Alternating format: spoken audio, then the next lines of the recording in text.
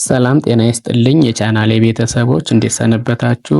ዛሬ ደግሞ የቴሌቪዥን ባክላይት እንዴት እንደሚቀየር ነው የማሳያችሁ።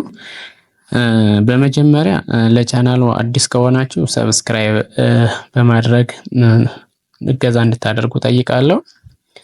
እንግዲህ በዋናነት ከፕሮግራሚንግ ቲዩቶሪያል በተጨማሪ ጥገና ላይ እየሰራሁ እገኛለሁ። ይሁን እንጂ የጥገና ቪዲዮ ለመስራት በጣም ከባድ ከመሆኑ ጋር ተያይዞ ከአሁን በፊት የሰራኋቸውን የጥገና ስራዎች ለእናንተ ማቅረብ አልቻልኩም። በዚህም ቪዲዮ ለማሳየት የምሞክረው ምናልባትም የተቆራረጠ ነገር ነው ሊሆን የሚችለው፣ እሱን ይቅርታ ጠይቃለሁ።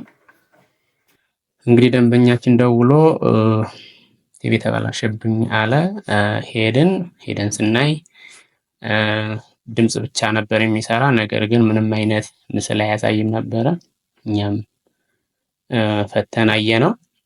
ፈተን ስናይ ባክላይቱ ሙሉ ለሙሉ ተቃጥሎ ነበረ።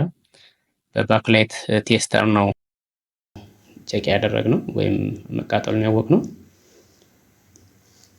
በዋጋው ተስማማን እና እኛም ስራ ጀመርን።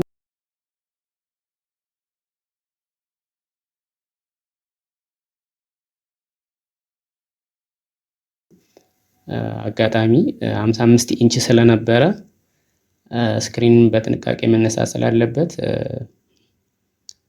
እሱን የግድ በጋራ ነው የምንሰራው።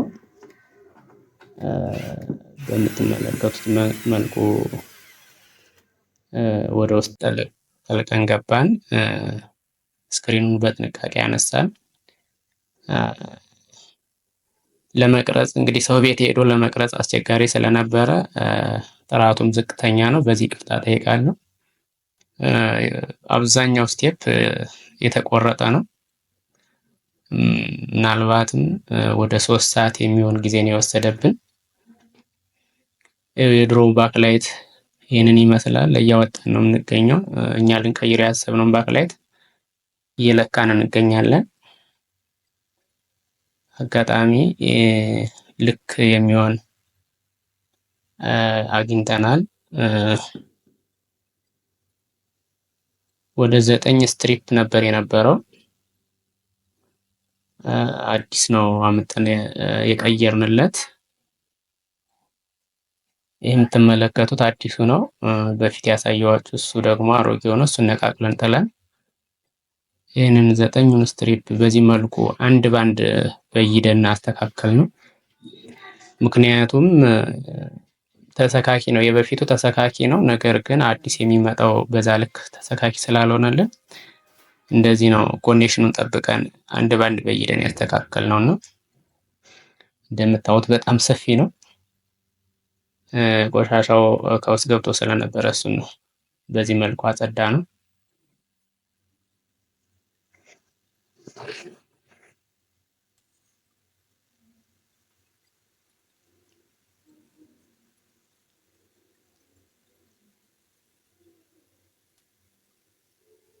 እንደዚህ አይነት ስራዎች ሲሰሩ በጣም ጥንቃቄ ይጠይቃሉና በጥንቃቄ መሰራት ነው ያለባቸው።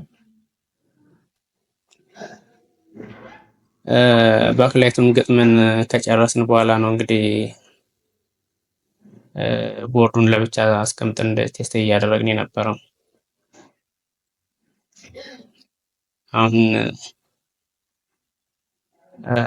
ውጭ ላይ አድርገን ሰክተን ስንሞክረው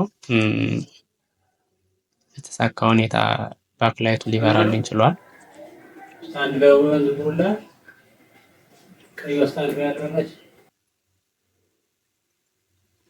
እንደምትመለከቱት ነው።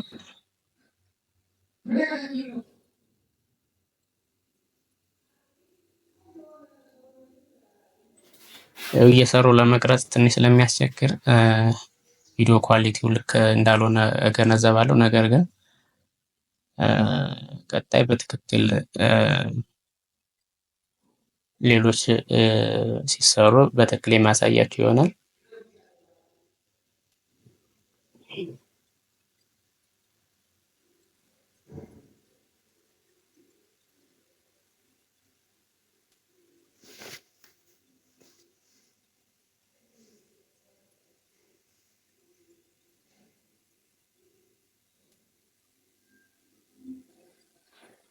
አሁን እንግዲህ ወደ ነበረበት ሰቅል ነው። ከሰቀል ነው በኋላ እንግዲህ ስንሞክረው ከቤቱ ዴስቲቪ ነበር ተጠቃሚ ነበሩ እና የዴስቲቪ ዲኮደር አገናኝተን ስንሞክረው በሚገባ ሰርቷል። በጣም ደስ የሚል ነበረ። ሰዎቹም በጣም ነው ደስ ያላቸው። ምክንያቱም 55 ኢንች ስማርት ቲቪ ዋጋው ውድ ነው። እሱን እንግዲህ በተመጣጣኝ ዋጋ ነው የሰራንላቸው። በዚህ አጋጣሚ እቃዎችን መግዛት የምትፈልጉ እና ማሰራት የምትፈልጉ መደወል ትችላላችሁ፣ መጠየቅ ትችላላችሁ። በዚህ ዩቲዩብ ቻናል ከስር ዲስክሪፕሽኑ ላይ የቴሌግራም ገጽ አለ። በዚያ ስር ስትገቡ ስልክ አለ። ይሄ ደግሞ ዳኒ ሰርቨር ስቶር ነው። ዳኒ ሰርቨር ስቶር እንግዲህ ብዙ ነገሮችን እያከፋፈለ ይገኛል። የጥገና ባለሙያም ነው። ሰርቨር ማስሞላ ስትፈልጉ እዚህ በተቀመጠው አድራሻ ብትደውሉ የምትስተናገዱ ይሆናል። አንዳንድ የጥገና እቃዎችንም እያቀረበ ይገኛል። በአጋጣሚ ባክላይቱንም እሱ ነው ያመጣልን። እናመሰግናለን።